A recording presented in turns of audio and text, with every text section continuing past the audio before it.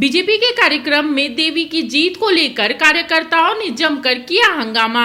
कार्यकर्ताओं की नाराजगी के कारण देवी को मांगनी पड़ी माफी। ईश्वर अल्लाह तेरो नाम, सबको संपत्ति दे भगवान।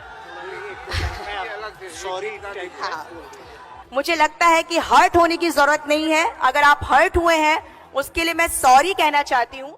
लोक गायिका देवी के ईश्वर अल्लाह तेरो नाम गाने के बाद बीजेपी के कार्यक्रम में जिस तरीके से बवाल हुआ और बीजेपी के बड़े नेताओं के रहते हुए देवी को बीजेपी कार्यकर्ता और नेताओं के विरोध के बाद माफी मांगनी पड़ी, उसके बाद से बिहार की सियासत काफी ज्यादा तेज हो गई है। बता दें कि मैं अटल हूँ कार्यक्रम में लोक गायिका देवी ने रघुपति राघव राजा राम गाना शुरू किया, तब तमाम लोग वहां पर चुपचाप सुन रहे थे। लेकिन जैसे ही देवी ने इस लाइन को गाया कि ईश्वर अल्लाह तेरो नाम, सबको सम्मति दे भगवान, इसके बाद से बीजेपी कार्यकर्ताओं का विरोध शुरू हो गया। बीजेपी कार्यकर्ताओं ने जैसे ही विरोध शुरू किया तो बीजेपी के तमाम नेता जो मंच पर देवी के साथ मौजूद थे, उन्होंने देवी को माफी मांगने को कहा। इसी बीच विरोध कर रहे लोगों से देवी ने माफी मांगी, साथ ही साथ उन्हें हिंदू धर्म के बारे में बताया। लेकिन तभी बीजेपी के दिग्गज नेता अश्विनी चौबे मंच पर आए और हालात को संभालने की कोशिश की, लेकिन देवी को माफी मांगने से नहीं रोका। अब इस पूरे घटना के बाद बिहार में सियासी बवाल मच गया है। बीजेपी और जेडीयू आपस में भिड़ती हुई नजर आ रही है। इस पूरे घटना पर आपको बता दें कि जेडीयू ने बीजेपी को अज्ञानी बताते हुए कहा है कि ये कौन अज्ञानी लोग हैं जिन्हें कुछ पता नहीं और इस तरीके से विरोध कर रहे हैं। कैसी आपत्ति, किस बात पर आपत्ति? महामानव राष्ट्रपिता महात्मा गांधी, रघुपति राघव राजा राम, सबको सम्मति दे भगवान, ये ऐसे भावार्थ है। इस देश के अंदर कौन ऐसा महामानव पैदा लिया जो यह जानता हो कि हमको गोली लगने वाली है और उनके मुंह से निकला हे राम। सीता की भूमि है बिहार, अयोध्या भगवान राम की भूमि। न जाने कौन वैसे अज्ञानी है जिनको राष्ट्रपिता महात्मा गांधी की ये उक्ति दिलो जान से स्वीकार नहीं होता है, जबकि भाजपा के संविधान में लिखा हुआ है गांधीवादी समाजवाद। तो कम से कम गांधीवादी समाजवाद का सम्मान करिए, तो राष्ट्रपिता का तो सम्मान करना ही चाहिए।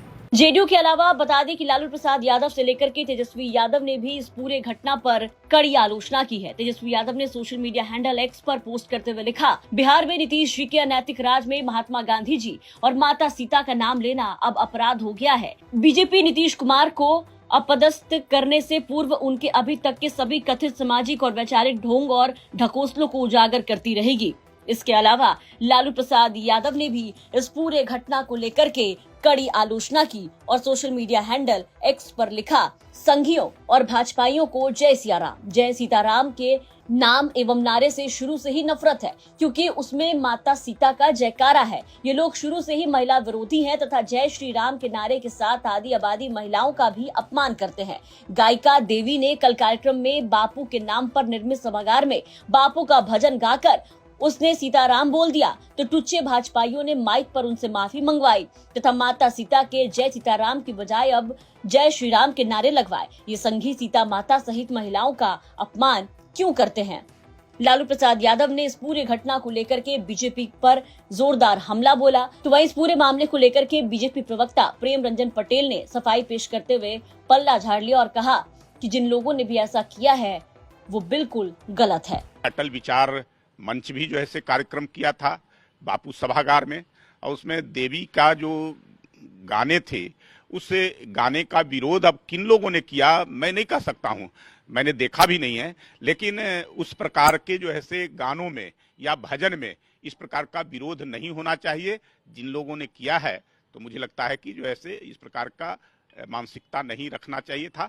अटल जी बहुत ही लोकप्रिय व्यक्ति थे, सर्वप्रिय व्यक्ति थे और सभी लोग उनको पसंद करते थे। उनके जन्म शताब्दी में इस प्रकार का विरोध किसी भजन को लेकर के, किसी गाने को लेकर के हो, ये उचित नहीं है। अब भले ही प्रेम रंजन पटेल ने इस पूरे मामले पे सफाई पेश की हो या पल्ला झाड़ा हो, लेकिन जिस तरीके से इस पूरे वीडियो में देखने को मिला कि बीजेपी के दिग्गज नेता वहां मौजूद रहते हैं, लेकिन उसके बाद भी एक लोक गायिका से ईश्वर अल्लाह बोलने के लिए माफी मंगवाई जाती है, इसको लेकर के कड़ी आलोचना हो रही है। इस पूरे मामले पर अब जेडीयू और बीजेपी भी आपस में भिड़ती हुई नजर आ रही है।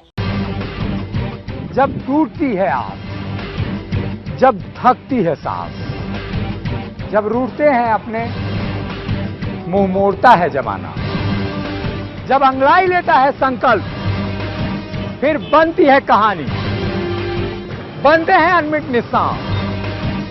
देखिए मेरे साथ संघर्ष की दास्तान।